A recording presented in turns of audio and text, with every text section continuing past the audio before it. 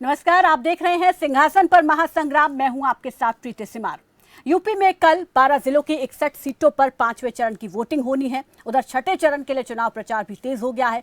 सभी दलों के नेता जनता को अपने अपने पक्ष में करने की कोशिश कर रहे हैं। इसी कड़ी में जेपी नड्डा आज कुशीनगर, संत कबीरनगर, गोरखपुर में, उधर गृह मंत्री अमित शाह महाराजगंज में। पूर्वांचल बेहद अहम, जहां पर दिग्गजों का बहुत बड़ा जमावड़ा इस वक्त हम देख रहे हैं और यहाँ पर दिग्गजों को मेहनत भी ज्यादा करनी पड़ेगी। 164 सीटें करीब यहाँ पर आती हैं 28-29 जिलों से।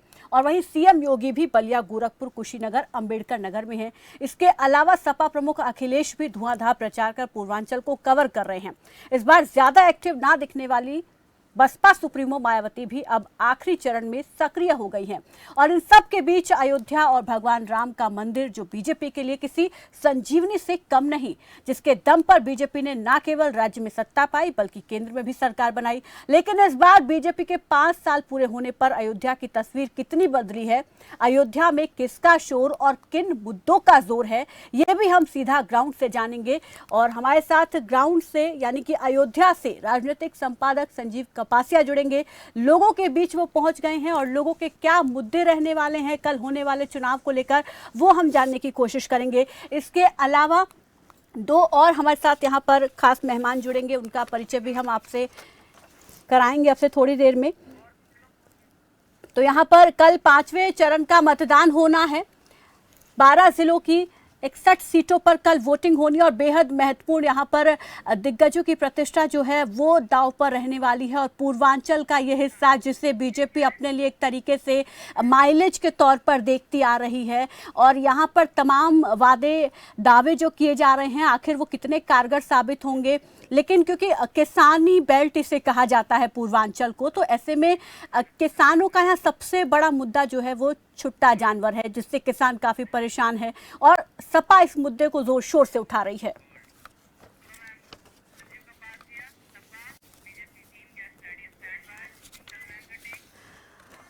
तो चलिए गेस्टों से आपका सीधा तारुफ करा देते हैं। संजीव कपासिया हमारे साथ अयोध्या से सीधा जुड़ गए हैं, राजनीतिक संपादक हैं। इसके अलावा बीजेपी प्रवक्ता दीपक बघेल हमारे साथ जुड़ गए हैं। दीपक जी नमस्कार, स्वागत है आपका खबर फास्ट पर। और वहीं सपा प्रवक्ता मोहम्मद तारिक हमारे साथ जुड़ गए हैं। मोहम्मद तारिक जी नमस्कार, आपका भी स्वागत है। और वरिष्ठ पत्रकार प्रभात त्रिपाठी फिलहाल हमारे साथ नहीं जुड़े हैं, जल्द ही इस चर्चा में शामिल होंगे। संजीव, सबसे पहले तो मैं यहाँ पर आपका रुख करना चाहूंगी और दर्शकों को जानकारी दे दें कि वरिष्ठ पत्रकार हमारे साथ फोन लाइन पर जुड़ गए हैं। प्रभात जी नमस्कार, स्वागत है आपका खबर फास्ट पर। जी संजीव जी, सबसे पहले आपका रुख करना चाहूंगी। इस वक्त अयोध्या में आप मौजूद हैं, तमाम बड़े मुद्दे यहाँ पर हैं। बीजेपी अपने राम मंदिर के सहारे फिर से चुनावी रण में है। समाजवादी पार्टी छुट्टा जानवर को लेकर यहाँ पर पूरी तरीके से मुखर होती हुई दिखाई दे रही है। लेकिन आम जनता के यहाँ पर और क्या कुछ मुद्दे हैं, हम चाहेंगे कि लोगों से बात करें और जानने की कोशिश करें कि इस बार यानी कि कल होने वाला मतदान किन मुद्दों के आधार पर होगा। बिल्कुल प्रीति, देखिए 12 जनपदों की 61 सीटों पर कल मतदान होना है और मैं इस समय अयोध्या में हूँ। भगवान राम की नगरी है और भारतीय जनता पार्टी के लिए अयोध्या किसी संजीवनी से कम नहीं है। 2014 के लोकसभा चुनावों से पहले उत्तर प्रदेश और देश में भारतीय जनता पार्टी की स्थिति क्या थी वो सबको पता है। लेकिन उत्तर प्रदेश में अयोध्या का मुद्दा और पश्चिमी उत्तर प्रदेश 2013 का मुजफ्फरनगर का दंगा, उसके बाद भारतीय जनता पार्टी की सीटों में जिस तरीके का उछाल आया वो पूरे हिंदुस्तान ने देखा। हमारे साथ कुछ लोग हैं, अयोध्या के लोग हैं। दादा, किस मुद्दे पर आप वोट करने जा रहे हैं? क्या अयोध्या आपकी बार भारतीय जनता पार्टी को आशीर्वाद देगी या फिर बदलाव की बयार है? हम अखिलेश का देवे साइकिल पे। अखिलेश को क्यों देवे? आए अखिलेश का देवे, गैया ही अपराध है, भैंस का साढ़ अपराध है, सब मनई माँ डारत है। 3 बीघा खेत है हमारा, चरगवा रात का दिन में मेहनत करे, रात का जाए लील गाय हकावे और साढ़ हकावे जाए। लेकिन मोदी कह रहे हैं कि अब की बार सरकार आएगी तो आवारा पशुओं के लिए व्यवस्था की। मोदी गल्ला दिया थे और गल्ला ज्यादा सिलेंडर 1400 में लिए थे।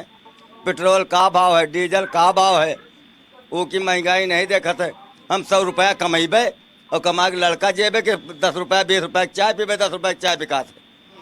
देखिए प्रीति, साफ तौर पर मैं आपको बता दूं कि भारतीय जनता पार्टी के लिए जो जो मुद्दे हैं, लेकिन आम जनता से बात करिए तो महंगाई का बड़ा मुद्दा है, आवारा पशु का बड़ा मुद्दा है। हालांकि अयोध्या में जिस तरीके का रोड शो योगी आदित्यनाथ ने किया, उसके अगले दिन यानी कल उत्तर प्रदेश के पूर्व मुख्यमंत्री अखिलेश यादव अयोध्या में थे, तो माहौल जो है पूरी तरीके से आपकी बार कांटे का दिखाई देता है। भारतीय जनता पार्टी के सामने अखिलेश यादव का जो बड़ा प्लेटफॉर्म है, चाहे पश्चिमी उत्तर प्रदेश में जयंत चौधरी हो, पूर्वांचल में ओम प्रकाश राजभर हो या फिर कृष्णा पटेल, पूरी तरीके से चुनौती देते नजर आते हैं अखिलेश यादव। और क्या मुद्दे हैं, लोगों से जानते हैं किन मुद्दों पर वोट कर रही है अयोध्या की जनता। यार विकास, बस महंगाई है, महंगाई तो है ही है। योगी आदित्यनाथ कह रहे हैं अखिलेश के टाइम में अयोध्या का विकास नहीं हुआ, उन्होंने अयोध्या को नगर निगम का दर्जा किया, भगवान राम का मंदिर बन रहा है, एयरपोर्ट बन रहा है, इंटरनेशनल लेवल का आपके यहाँ रेलवे स्टेशन बन रहा है। नहीं तो हम ये कह रहे जो है नगर निगम में नगर निगम अयोध्या कर देने से आम पब्लिक जो है वो उसकी भूख खत्म हो जाएगी या उसको रोजगार मिल जाएगा। अरे रोजगार भी तो चाहिए। हम तो कह रहे नगर निगम से हम देहात में रहे, लेकिन रोजगार चाहिए ना, खाने के लिए कुछ तो होना चाहिए ना। रोजगार नहीं है प्रीति, सबसे बड़ी बात यह है। हमारे साथ कुछ युवा हैं, इनसे भी बात करेंगे। क्या मुद्दे हैं युवाओं के अब की बात? युवाओं के मुद्दे ये हैं कि हम लोग को नौकरी चाहिए। सबसे पहली जो चीज़ है, वो मोस्ट इम्पॉर्टेंट जो चीज़ है वो है नौकरी। अब हम लोग मंदिर मस्जिद और ये जात पात का लेके बैठे रहते हैं। हम लोग अपनी पढ़ाई कंप्लीट करते हैं, एजुकेशन कंप्लीट करते हैं, उसके बाद हम अपना जो हमको चाहिए नौकरी से संबंधित वो कोई हमको कोई लाभ ही युवाओं नहीं। का बड़ा मुद्दा प्रीति नौकरी है। आपको क्या लगता है किन मुद्दों पर अब की बार वोट डाले जाएंगे? सिर्फ इसलिए मुद्दे पर वोट डाले जाएंगे कि आपकी समाजवादी पार्टी हमको चाहिए, काम चाहिए, नौकरी चाहिए। देखिए मुद्दों पर वोट करने की बात कर रहे हैं प्रीति, लोग अयोध्या के लोग हैं और अयोध्या की जनता जिस तरीके से भारतीय जनता पार्टी के लिए विकास का मॉडल है, भगवान राम का मॉडल है अयोध्या, लेकिन वो मुद्दे भी अब की बार प्रभावी हैं। अखिलेश यादव जिन बातों को जनता से कर रहे हैं, वो कह रहे 300 यूनिट बिजली फ्री देंगे, गृह कर और जल कर माफ करने की बात कर रहे हैं, इसके अलावा जो आवारा पशु हैं उनकी व्यवस्था करने की बात कर रहे हैं। तो कहीं ना कहीं ये जो जनता में संजीव, यहाँ पर ये अखिलेश भारतीय जनता यादव पार्टी के लिए जनता के मुश्किल भी मुद्दों कर को सकता है। भांप चुके हैं, जनता की नब्ज को पहचान चुके हैं। और इसी को लेकर हम दीपक बघेल जी का रुख करना चाहेंगे। दीपक जी, आम जनता के मुद्दे कहीं पीछे तो नहीं छूट गए? राम और विकास की बात आप करते हैं, लेकिन बाकी जो तमाम मुद्दे हैं, महंगाई, रोजगार, छुट्टा जानवर, इसमें कहीं पीछे तो नहीं रह गए? प्रीति जी, देखिए भारतीय जनता पार्टी हमेशा आम जनमानस की बात करती आई है। आम जनमानस से जुड़े मुद्दों को भारतीय जनता पार्टी ने उठाया और आम जितनी भी योजनाएं, जो कल्याणकारी योजना है, वो भी आम जनमानस के लिए लेकर आई है। परंतु पूर्वी उत्तर प्रदेश के अंदर सभी वर्गों का अगर विकास करना है तो उसके लिए ये भी जरूरी है कि बहुसंख्यकों की बहुत बड़ी मांग थी, बहुत लंबे समय से मांग थी कि प्रभु श्री राम का मंदिर वहां पर बने। तो देखिए आज वहां पर दिव्य और भव्य श्री राम मंदिर वहां पर बन रहा है। पर जब आम जनमानस की बात करते हैं तो आम जनमानस के लिए भारतीय जनता पार्टी ने देखिए किया है। अभी छुट्टा जानवरों की बात करें तो छुट्टा जानवरों को पहले की सरकार क्या करती थी, बूचड़खाने चालू करवा रखे थे, सबे कटवा दिए जाते थे। तो ये भी हम लोग नहीं चाहते कि उनका इस प्रकार से उनके साथ किया जाए। परंतु भारतीय जनता पार्टी ने देखिए पूरे प्रदेश के अंदर 7 लाख गौवंशों को भुगत लिया है। आज उनका भरण पोषण का भत्ता 900 रुपए। फिर भी छुट्टा जानवर खुलेआम घूम रहे हैं, किसानों की फसलों को नष्ट कर रहे हैं और किसान इससे बहुत ज्यादा परेशान है। तो प्रीति जी, मैं वही बात करना चाह रहा हूँ और समझाना चाह रहा हूँ। 7 लाख ऐसे छुट्टा जानवरों को सरकार ने गोद लिया है। आपको बहुत सारे लोगों ने क्या किया, पहले बूचड़खाने में कटते थे तो वो छोड़ते नहीं थे, क्योंकि उन्हें पता था आज शाम को छोड़ेंगे, कोई पकड़ के रात को ले जाएगा और कटवा देगा। परंतु अब जब से सरकार बदली है तो उन लोगों ने क्या किया कि उनका दूध तो दोहना चाहते पर उन्हें बांधना नहीं चाहते। फिर भी सरकार ने ऐसे जानवरों के लिए कम से कम 900 रुपए प्रति जानवर भरण पोषण भत्ता सरकार दे रही है। ऐसे 7 लाख पूरे प्रदेश के अंदर। और उसके बाद हम इंतजाम करेंगे, ब्लॉक स्तर पर हम लगातार गौशालाएं बनवा रहे हैं और लगातार इस पर काम भी हो रहा है। जिला स्तर पर गौशालाएं बनी है, उनके अंदर तो काम किया जाएगा, काम नहीं हुआ ये आप मानते हैं? काम किया जाना है, काम नहीं किया गया ये आप मानते हैं? प्रीति जी, काम तो हमेशा करने की आवश्यकता होती है। हमने 7 लाखों को अभी भरण पोषण भत्ता पहुंचा रहे हैं और जैसे ही आगे बढ़ेंगे तो हम और ब्लॉक स्तर पर जब हमारी गौशालाएं बनकर तैयार हो जाएंगी तो ब्लॉक स्तर तक ऐसे जानवरों को रखने की व्यवस्था पूरे प्रदेश के अंदर खड़ी की जा रही है और लगातार इस पर काम चल रहा है।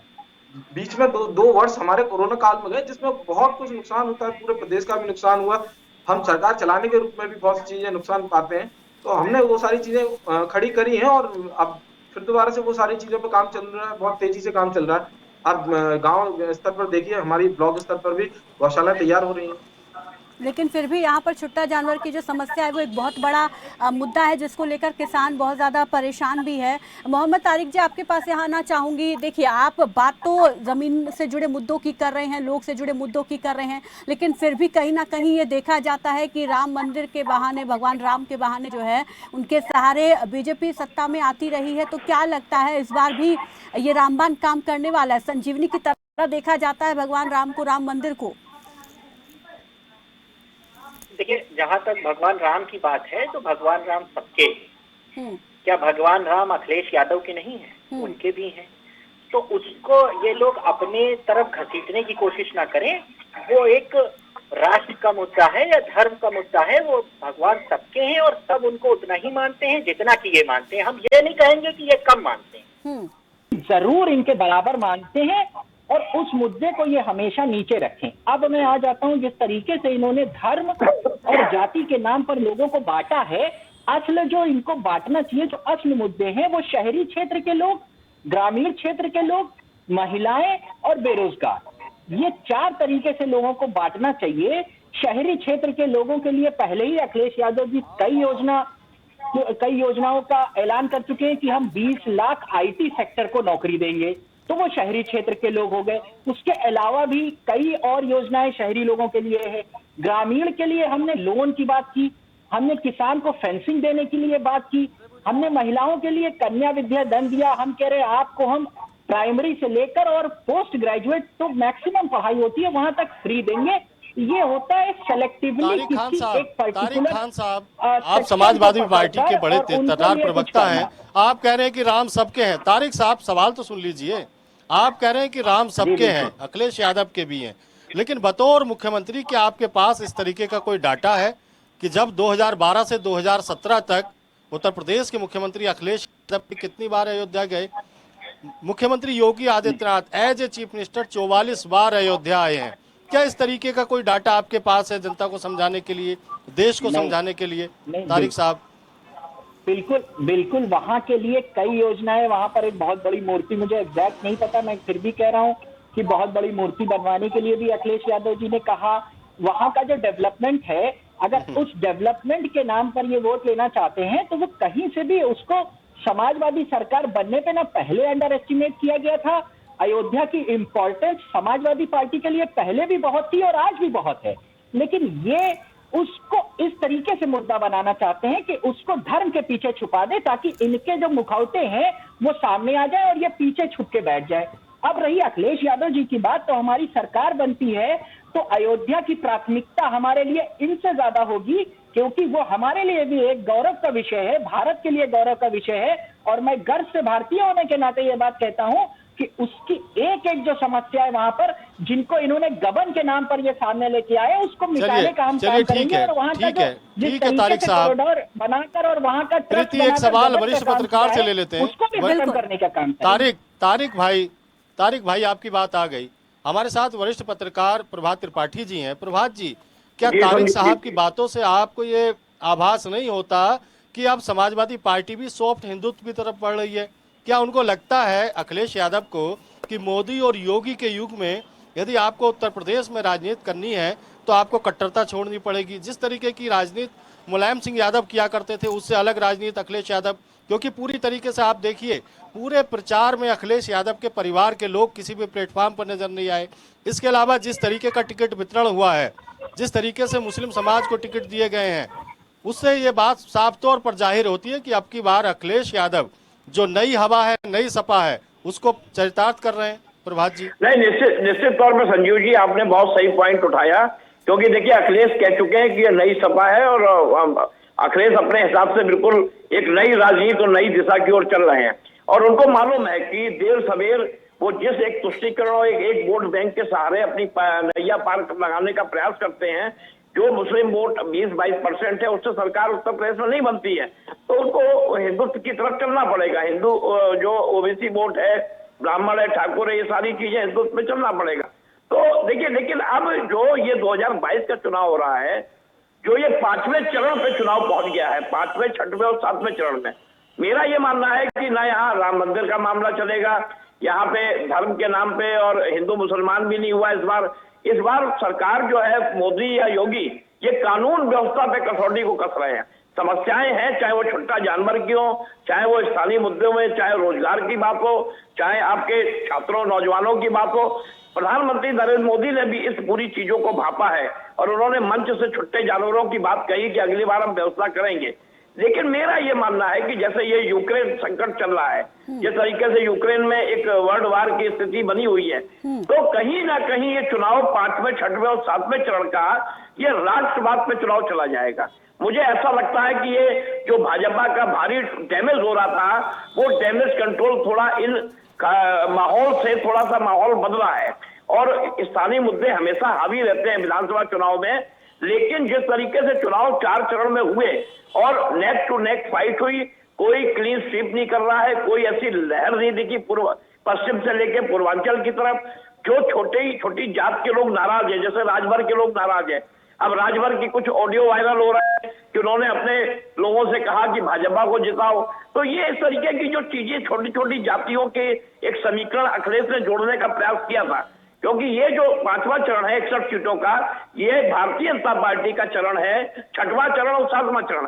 इसमें योगी आदित्यनाथ और अखिलेश में जब चेहरे की एक ये होता है कि दो चेहरों में कौन सा चेहरा आपको लाना है, तो योगी आदित्यनाथ का चेहरा अखिलेश के मुकाबले कुछ भारी पड़ता है, क्योंकि मठ की जितनी सीटें हैं जब ठीक है प्रीति, मुझे लगता है कि एक बार फिर जनता जनार्दन की राय लेनी चाहिए। बिल्कुल संजीव, यहाँ आखिरकार पर सरकार क्योंकि इन्हीं को बनानी पूर्वांचल है। जनता के पास जाने से पहले संजीव जी, यहाँ पर क्योंकि पूर्वांचल भी किसानों की बेल्ट मानी जाती है, तो यहाँ पर क्या किसान आंदोलन का भी असर है? क्या किसानों की नाराजगी यहाँ पर भी है? नहीं प्रीति जी, ऐसा है। देखिए, किसान आंदोलन के असर की बात करें, जी प्रभात जी, किसान आंदोलन की बात करें प्रीति, तो प्रभात जी, ये संजीव जी से सवाल है, ये सवाल मुझसे है क्या? जी जी संजीव प्रीति, जी, ये किसान आंदोलन का जो असर था वो पश्चिमी उत्तर प्रदेश में था। पूर्वांचल तक आते आते थोड़ा बहुत असर लखीमपुर खीरी में दिखाई देता है। लेकिन यहाँ जो मुद्दे हैं वो प्रीति बिल्कुल अलग हैं। आपको क्या लगता है कि भारतीय जनता पार्टी की योगी सरकार ने अच्छा काम किया है या फिर आपके मुद्दे अलग हैं? 440 वोट का करंट बह रहा है छुट्टा जानवर के, इतना गुस्सा है किसानों में। यही अगर अखिलेश सरकार छुट्टा जानवर छोड़ देती, तब यही लोग कहते बाबा लोग कि ये तो आजम खान हिंदुओं के चरवा रहा है, यही बाबा लोग कहते है ना। अब क्या कहेंगे बाबा लोग, क्या कहेंगे? आपको क्या लगता है कि अयोध्या में भगवान राम का मंदिर बन रहा है, अब विकास हुआ है अयोध्या का, क्या योगी सरकार फिर से आएगी या अखिलेश बाजी मारेंगे? अखिलेश बाजी मारेंगे।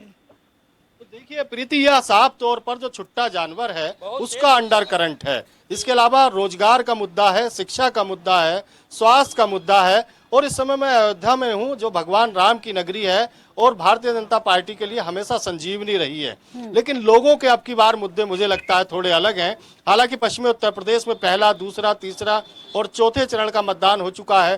पूरी तरीके से नेक टू नेक फाइट है भारतीय जनता पार्टी और समाजवादी पार्टी में।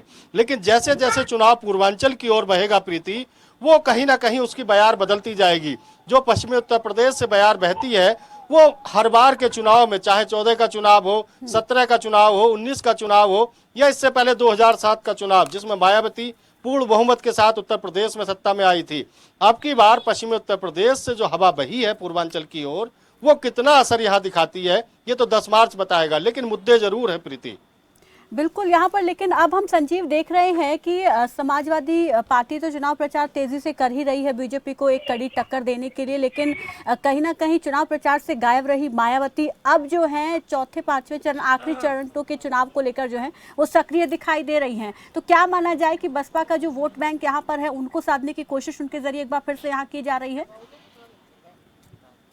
देखिए, मैं आपके सवाल का जवाब 2019 से देना चाहूंगा। जब उत्तर प्रदेश में लोकसभा के चुनाव होने थे प्रीति, तो अखिलेश यादव ने मायावती से गठबंधन करके एक संदेश दिया था कि वो वास्तव में भारतीय जनता पार्टी को हराना चाहते हैं। और खास तौर से उत्तर प्रदेश का जो मुस्लिम वोटर है या फिर एंटी बीजेपी वोटर था, उसको संदेश देने में अखिलेश कामयाब रहे कि मैं वास्तव में भारतीय जनता पार्टी का विरोधी हूँ। इसके बाद एक राज्यसभा का चुनाव होता है 10 सीटों पर, जिसमें मायावती अपना एक प्रत्याशी उतार देती है, समाजवादी पार्टी के तरफ से 2 प्रत्याशी उतारे जाते हैं, बजाज जो समाजवादी पार्टी के प्रत्याशी थे उनका पर्चा कैंसिल हो जाता है। मायावती बाद में एक बयान देती हैं कि समाजवादी पार्टी को हराने के लिए हम किसी की भी मदद कर सकते हैं, किसी का मतलब साफ तौर पर भारतीय जनता पार्टी। तो ये बयान मायावती का उत्तर प्रदेश में उनकी जो सियासी जमीन थी उसको दरकाने के लिए काफी था। पश्चिमी उत्तर प्रदेश में जिस तरीके की वोटिंग हुई है प्रीति, उसमें भारतीय जनता पार्टी और समाजवादी पार्टी का मुकाबला है।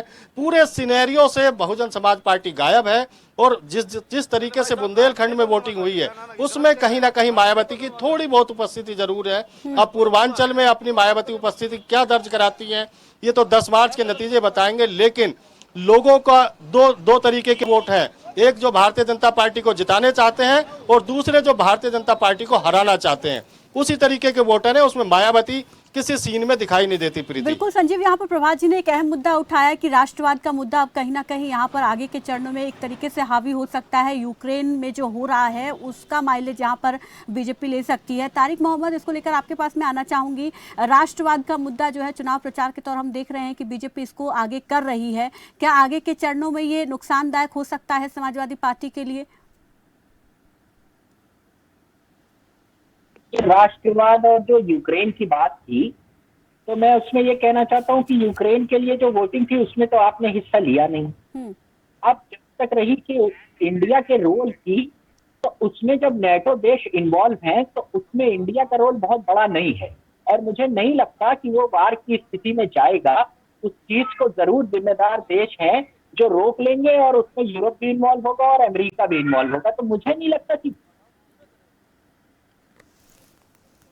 लेकिन राष्ट्रवाद का मुद्दा तो ये हमेशा से लेके आते रहे, बीच में लेके आते रहे। मैं फिर से रिपीट करना चाहता हूँ कि राष्ट्रवाद की परिभाषा तक इनको सही से नहीं पता, उसको हमेशा ये गलत डायरेक्शन में लेके जाते हैं। राष्ट्रवाद का मतलब है देशभक्ति, पैट्रियोटिज्म, और पैट्रियोटिज्म बराबर है ह्यूमैनिटी के। तो इनके जो कृत्य हैं उसमें ह्यूमैनिटी आपको कहाँ दिखाई देती है? ये गांधी जी ने अपनी किताबों में इस राष्ट्रवाद को परिभाषित किया। प्रेजेंटेशन में बीजेपी एक बढ़िया पार्टी है, चीज में माहिर है, ये आप मानेंगे कि इनकी प्रेजेंट इस तरीके से किया जाएगा कि उनके फेवर में हो सकता है? हम तो गांधी जी की विचारधारा पे अभी भी हैं, उसका जवाब इनको जरूर देना पड़ेगा कि वो ह्यूमैनिटी इनके कृत्यों में दिखती है। जिस तरीके से किसी पहलू खान को और इखलाक को मार दिया जाता है और एक ठीक है, समय नहीं है। दीपक जी कुछ कहना चाहेंगे इसके जवाब में? दिखती है आप राष्ट्रवाद जी जिस प्रकार से आज ये ह्यूमैनिटी की बात कर रहे हैं, मैं उस दिन को जानना चाहता हूँ जिस प्रकार से अयोध्या की गलियों में कोठारी बंदूकों के साथ में उनको बोलने दीजिए क्योंकि ज्यादा समय मेरे पास नहीं है। रुकिए तारिक जी, दीपक जी जल्दी से बोलिए। जी, जिस प्रकार से अयोध्या की गलियों में रक्त रंजित व्यवहार किया गया था उन राम सेवकों के ऊपर कोठारी बंदूकों के साथ में, क्या वो ह्यूमैनिटी हुई थी? क्या पत्रकार जगेंद्र सिंह जी को जलाकर मार दिया गया, क्या ये ह्यूमैनिटी थी? क्या बदायूं में जो बच्चियां थी उनके साथ जो दुराचार किया गया और उसके बाद ऊपर बयान आता है कि लड़के हैं, गलतियां हो जाती है, क्या ये ह्यूमैनिटी थी? जिस प्रकार से समाजवादी पार्टियों ने जेल वेल वालों को टिकट देने का काम किया, जिस प्रकार से समाजवादी पार्टियों ने जात और जमात की पॉलिटिक्स की और जिस प्रकार से गुंडों और आतंकवादियों का संरक्षण किया, क्या ये ह्यूमैनिटी थी? सांप्रदायिक सौहार्द के नाम पर आप आतंकवादियों को छोड़ देंगे, क्या ये ह्यूमैनिटी है? तो अगर ऐसी ह्यूमैनिटी समाजवादी पार्टी चाहती है तो देश का कोई भी व्यक्ति इस प्रकार की ह्यूमैनिटी के साथ में नहीं जाएगा। ठीक है, आखिरी सवाल में ठीक है दीपक जी, आखिरी सवाल में प्रभात जी आपके पास आना चाहूंगी। आखिरी सवाल आपसे लेना चाहूंगी। यहाँ पर आपने जनता को भी सुना, संजीव जी ने उनसे बातचीत भी की, मुद्दे यहाँ पर स्थानीय मुद्दों पर जो है वो जोर दिया जा रहा है लोगों की तरफ से, और आपने इस चुनाव को बेहतर तरीके से समझा भी है, जानते भी हैं। तो इस बार क्या लगता है कि 5वें चरण का चुनाव जो है कल होने वाला है, इसके अलावा आगे के चरण है, क्या वहाँ पर कौन से मुद्दे किस तरीके से हावी हो सकते हैं? राम मंदिर का एक मुद्दा हमेशा रहा है लेकिन एक तरीके से इमोशन से जुड़ा हुआ है, क्या वो भी यहाँ पर हावी हो सकता है या अब लोगों को स्थानीय मुद्दों से मतलब है? देखिए प्रीति जी, इसको आप समझिए 170 सीटों का चुनाव बचा है। जैसे संजीव जी अभी कह रहे थे, देखिए सबसे बड़ी चीज क्या है कि मायावती को आप अंडर एस्टिमेट कर रहे हैं। बुआ बबुआ की जोड़ी के साथ जब मायावती लड़ी थी तो जो सांसद उसके 5 सांसद 10 सांसद आए थे उसमें कुछ सांसद इस इलाके से भी थे। तो मायावती का जो दलित वोटर है, मायावती इसीलिए एग्रेसिव हो गई है और 170 सीटों पे प्रचार पे जा रही है। और जिस तरीके से वो चाह रही है, भारतीय जनता पार्टी भी चाहती है कि दलित वोटर अगर वापस मायावती की तरफ, अगर मुझे नहीं मिलता है तो वो कहीं समाजवादी पार्टी की तरफ न चला जाए। तो वो मायावती के पास अगर चला जाता है तो मायावती का त्रिकोणीय जब संघर्ष सीट में हो जाता है तो हार जीत 2000-5000 वोटों से होती है। तो भारतीय जनता पार्टी अपने रणनीति में कामयाब हो रही है। और मुझे ऐसा लगता है कि जो 4 चरण से अब 5वें चरण से ये योगी का चुनाव है, योगी बनाम अखिलेश में योगी के चेहरे को लोग पसंद करेंगे, मुझे ऐसा संभावना लगती है, क्योंकि गोरखपुर के मठ के इलाके ठीक है, तो अब योगी पर दाव है, योगी चेहरा यहाँ पर सामने है। बिल्कुल समय की कमी है, इसलिए रोकना चाहूंगी सभी को और शुक्रिया अदा करना चाहूंगी। मोहम्मद तारिक जी, आपका भी बहुत बहुत शुक्रिया हमारे साथ शामिल होने के लिए।